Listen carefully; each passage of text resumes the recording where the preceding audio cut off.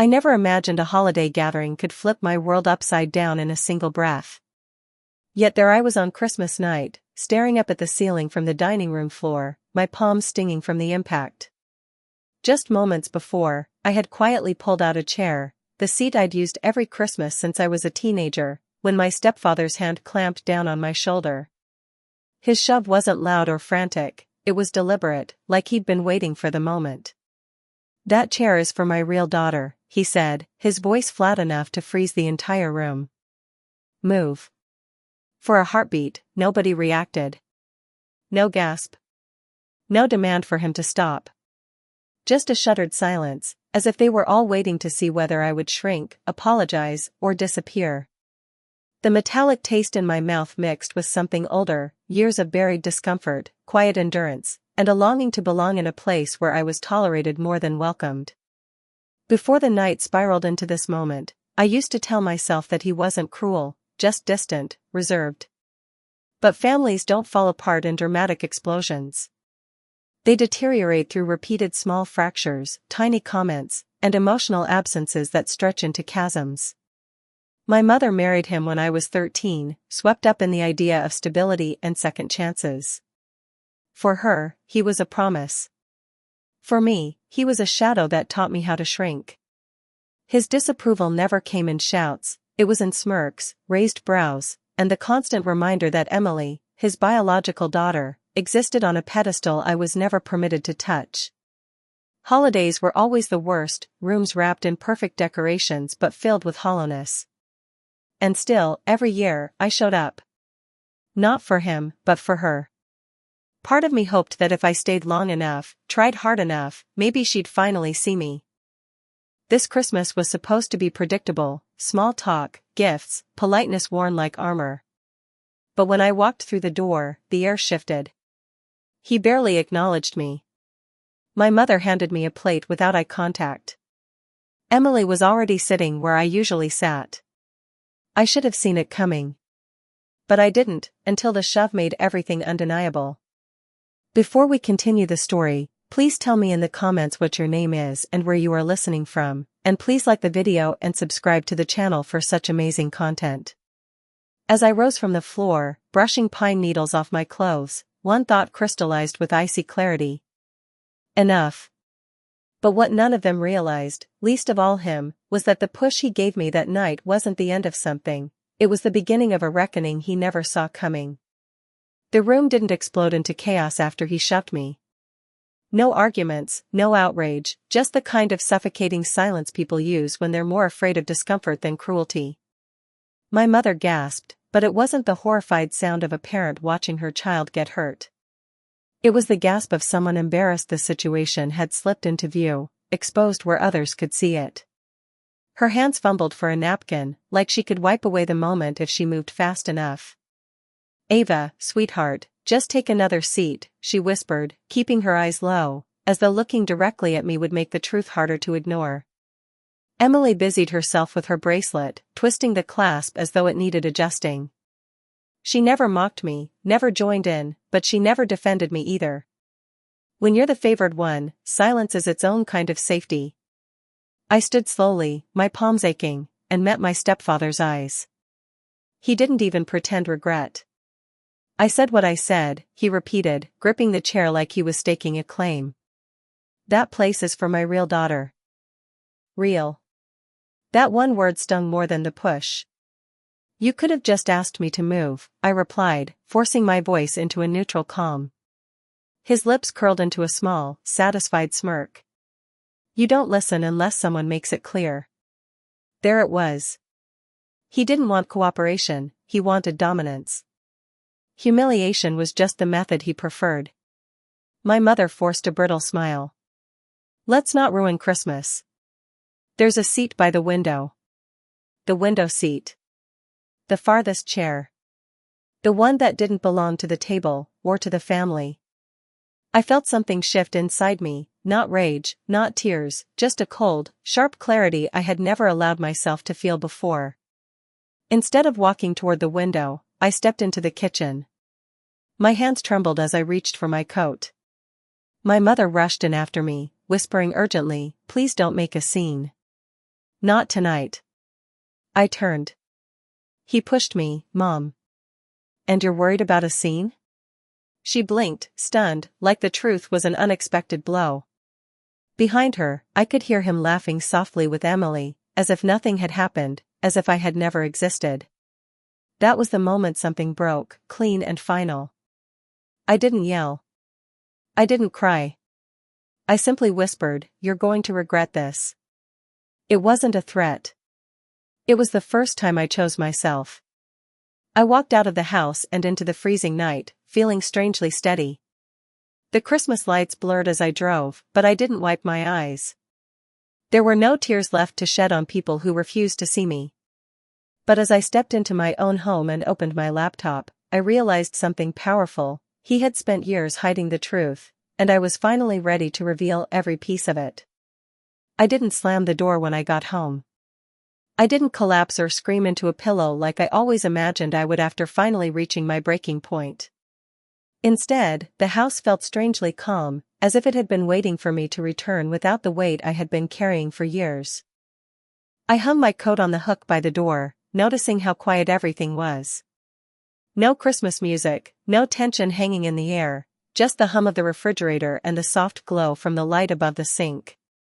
I rested my hands on the countertop, letting my breath steady. His voice kept echoing in my mind. My real daughter. The words clung to me like frost. They weren't new. They weren't surprising. But this time, something inside me refused to swallow them. I put water on the stove for tea, not because I wanted it, but because I needed warmth to anchor myself. As the kettle heated, steam rising like slow, ghostly ribbons, I made a decision. Not emotional. Not vengeful. Just necessary. I opened my laptop. Not to rant. Not to post. Not to beg for someone to take my side. I opened folders, years' worth of scanned receipts, emails, old repair notes, bills my mother had asked me to organize because she never understood paperwork like I did. He loved pretending he handled the household. But the reality? Most of the responsibilities had my fingerprints on them. I clicked through each file with a calm I barely recognized. Heating repairs he never paid for. Insurance issues my mother covered because his credit wouldn't allow it. Maintenance he promised to do but quietly shifted onto her shoulders. Credit card charges he repeatedly brushed off as temporary.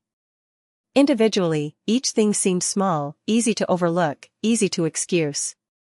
But when you line them up, patterns become undeniable. This wasn't about revenge.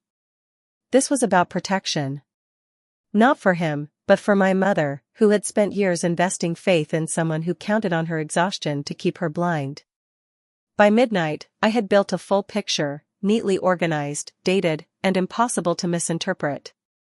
I closed the laptop slowly, exhaling like I'd just finished dragging a heavy truth into the light. The next morning would not be loud or dramatic. But it would shift the ground beneath his feet. Just as I turned off the kitchen light, my phone buzzed. Mom. Mom again. Then Emily. Then him. I didn't answer. Let them sit in the silence they demanded from me for years. Because at sunrise, he would discover something he never expected. He wasn't the only one capable of controlling the narrative. He woke up early the next morning, I knew because the first call came at 6:12 a.m. The phone buzzed so aggressively on my kitchen counter it nearly slid toward the edge. His name lit up the screen, followed by my mother's, then his again. By the time I finished pouring cereal into a bowl, I had 9 missed calls. By the time I took my last bite, the number had climbed to 17. Not one voicemail held an apology. Just heavy breathing, sharp exhales, or my mother's panicked whisper asking me to please just talk to him. I ignored them all. For years, I reacted to every shift in his mood. I absorbed tension, made myself small, and accepted blame for storms I didn't create. Not anymore. Once I slipped on my shoes, I grabbed the folder of documents I'd assembled through the night.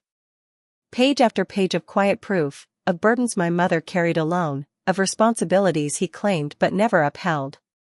I drove to a small law office I had visited once before, years back, when I helped my mom handle a minor insurance issue.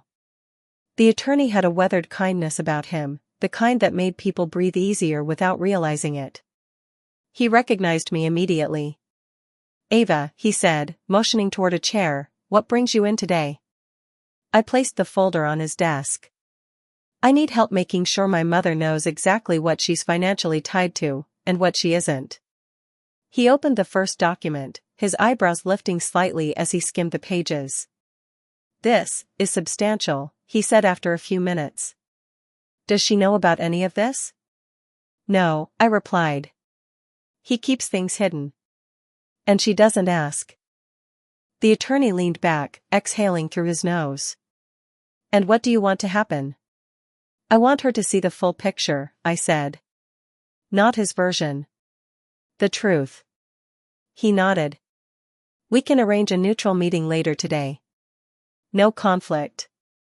Just information." I gave a small, humorless smile. The confrontation already happened. Last night. What comes next is clarity.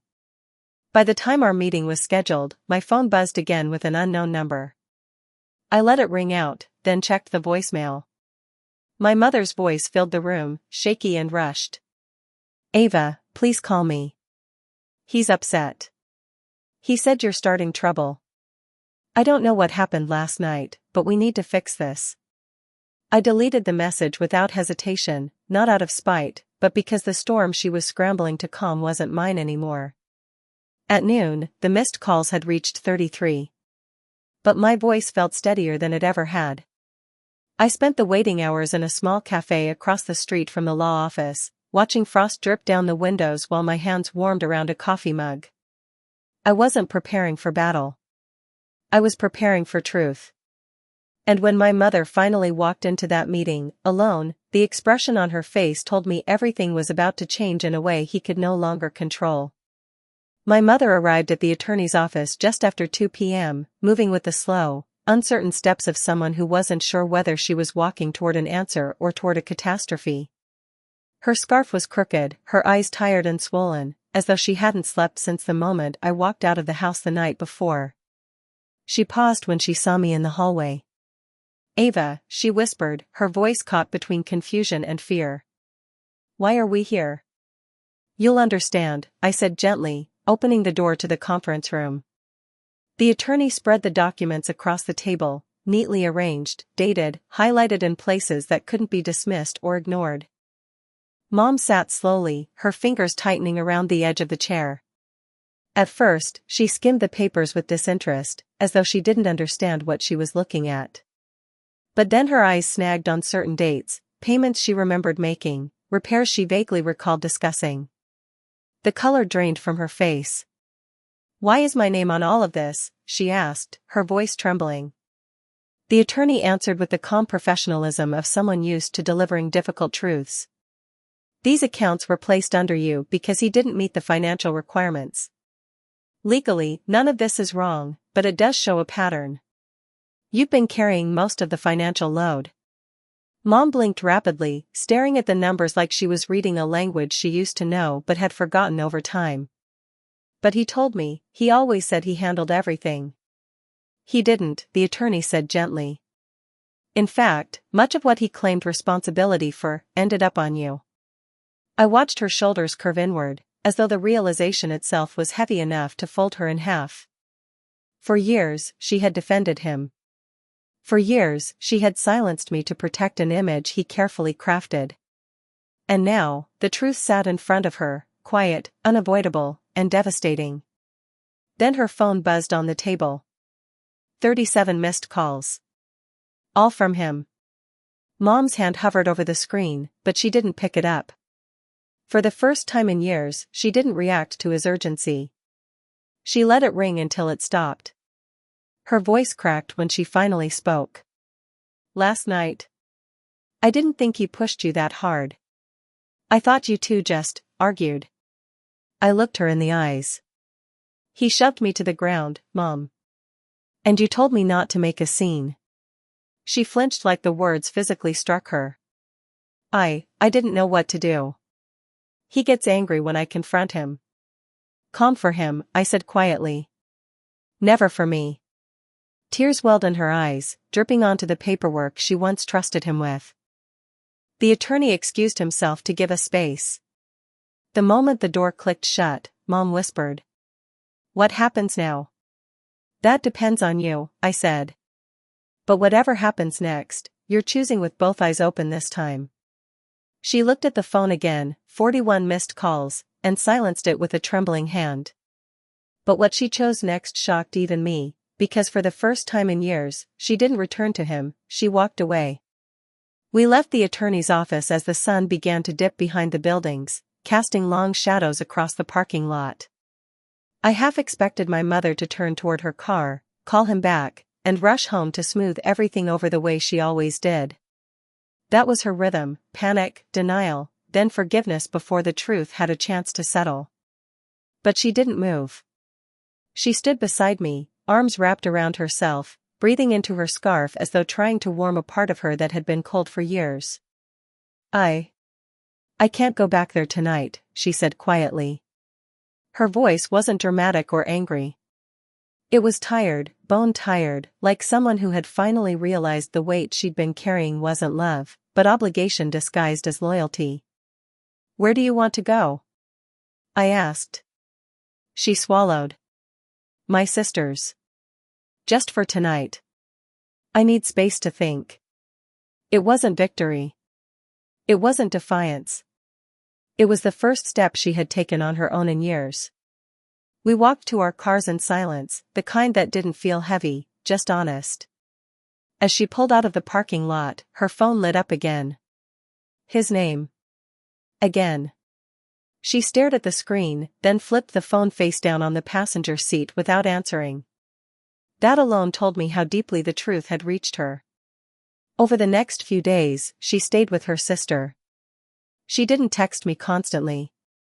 She didn't ask what she should do or beg me to mediate. She simply sat with the reality she had avoided for too long. Meanwhile, the calls from him slowed, then stopped altogether. No apologies. No explanations. Just silence, a silence loud enough to confirm everything the documents had exposed. He didn't want understanding. He wanted control. And without an audience, he had nothing to say. A few days later, my mom asked to meet me for coffee. I arrived early, unsure whether she would tell me she was going back to him or whether she needed help deciding what to do next. When she walked through the cafe door, she looked different. Not stronger, exactly, but more present, like someone who had finally stepped out of a fog. She sat down, hands wrapped tightly around the warm cup in front of her. I read everything again, she said quietly. Every page, every date, every payment. I can't believe how much I ignored. You weren't ignoring, I said. You were tired. And he knew how to use that. She nodded slowly, eyes damp but focused. I want things to change, Ava. I want to learn how to stand up for myself, and for you. It wasn't a perfect apology. It wasn't a movie moment reconciliation. But it was real, more real than anything she had said to me in years. For the first time in a long time, I felt something warm settle in my chest. Not relief. Not closure. Just the possibility of healing. But while my mother was learning to face the truth, he was preparing for a confrontation of his own, and it was only a matter of time before he showed up. I didn't expect peace to last long, not with a man like him. Silence, for men who rely on control, is never a sign of surrender. It's a sign they're recalculating. Rebuilding their version of the story so they can step back into the room convinced they're still the victim. And sure enough, on the fourth evening after the attorney meeting, he finally broke the quiet. It started with a voicemail. Then 3 more. Then a text message so long it looked like a paragraph ripped from a script he'd rehearsed all day. He didn't apologize, not even once. He insisted he didn't push me that hard. He claimed I misinterpreted the situation. He said I was turning my mother against him. The classic playbook of someone who had never been held accountable. I didn't respond. Later that night, my mom called me, her voice trembling. "He just showed up at my sister's door," she whispered. "Pounding. Yelling that I'm being manipulated. Demanding that I come outside and talk to him." My jaw clenched. "Are you safe?" "Yes," she said. My sister called her husband to stand by the door, and eventually he left. "But Ava, he's furious." Of course he was. Not because he missed her. Not because he cared about fixing anything. But because for the first time in years, control had slipped through his fingers, and he didn't know how to function without it. The next morning, my mother met me again, this time with hands that wouldn't stop trembling. "He said he wants a meeting," she murmured. "All three of us. He says we need to clear the air." I shook my head gently. Clear the air into what? His reality? She didn't answer, but I could see the conflict in her eyes, the old instinct to placate, to soothe, to make things easier, fighting against the new truth she had finally seen. "Ava," she whispered, "I don't want to go back to that house. I don't want to pretend anymore. But I'm scared." I reached across the table and took her hand. "Being scared doesn't mean you're wrong. It means you're breaking a pattern you were never meant to carry." She closed her eyes, breathing shakily, as if those words alone cracked something open inside her. Over the next few days, she stayed away from him completely. She blocked his calls. She asked her sister to go with her to collect a few essentials from the house. She didn't answer his messages. She didn't give him space to twist the truth. And with every boundary she set, his messages became more desperate and chaotic, long paragraphs dripping with anger, accusations, and a scramble to regain the narrative. Then, one morning, he did something that proved just how rattled he truly was. He showed up at my doorstep. Not yelling. Not raging. But smiling, the kind of smile people wear when their hoping charm can erase everything they broke. "Ava," he said softly, "we need to talk." I didn't open the door. Because what I told him next, from the other side of that door, changed the future of our family forever. He knocked again, 3 slow taps against the wood, the kind meant to sound calm but carried the weight of someone trying not to lose their grip. His voice followed, low and coaxing, like he thought he could smooth over years of damage with a single softened tone. "Ava, come on. Just open the door. Let's be adults about this." Adults. Interesting choice of words from a man who shoved me to the ground in front of his entire family and then called it a misunderstanding. I stayed on the other side of the door, my hand resting on the cool metal of the lock. "I'm not opening the door," I said, my voice steady. "If you have something to say, you can say it from there." There was a pause, then a forced exhale. "Ava, you're blowing this out of proportion. Your mother is overreacting because you filled her head with paperwork and nonsense." "Ah yes, when control slips, dismissiveness becomes the fallback." "You pushed me," I said plainly. "And you've been using her financially for years." I didn't fill her head with anything. She saw the truth on her own. Another silence. This one longer. Then, "I didn't mean to push you that hard. Not an apology, just damage control. And I didn't know those accounts were still active under her name. Things got complicated. You don't understand how hard I worked to keep this family together." There it was. The narrative he wanted back, the story where he was the savior, the martyr, the misunderstood hero. But that story no longer had a stage. "You didn't keep the family together," I said. "Mom held everything while you pretended. And now that she finally stepped away, you're panicking." His voice sharpened. "I'm panicking? She left the house because of you. You lit a match and walked away while the rest of us tried to keep order." "No," I replied calmly. "I stopped absorbing the chaos you created." I could practically hear him grinding his teeth on the other side. "Ava," he said slowly, "if we're going to fix this, you need to be reasonable." I almost laughed at the irony. "This isn't about fixing things," I said. "It's about accountability. If you want to talk to my mom, you can do it in a neutral space, with someone present. No more closed doors. No more shouting. No more twisting the narrative. His tone changed abruptly, cold, clipped. So that's how it's going to be? That's how it has to be. For a moment, I wondered if he'd start yelling, or pounding on the door, or launching into another tirade. But instead, there was only the sound of his breath, ragged and uneven. Then footsteps. Slow ones. Retreating down the walkway. I stayed still until I heard his car door slam and the engine fade into the distance. Later that evening, I called my mom. Not to celebrate, not to gloat, just to let her know what happened. She listened quietly, then whispered. I'm proud of you. And I think I'm finally proud of myself, too. For the first time in years, those words didn't feel fragile. They felt solid. Real. I didn't walk away from that Christmas to destroy anyone. I walked away because surviving in silence is not the same as living in peace. Families don't mend through denial. They heal when someone is brave enough to hold up the truth, even if it shakes everything loose. And for us, healing began the moment I stood up from that dining room floor and decided that being treated like an outsider was no longer acceptable. If this story resonates with you, share your experience in the comments, and don't forget to subscribe for more stories like this.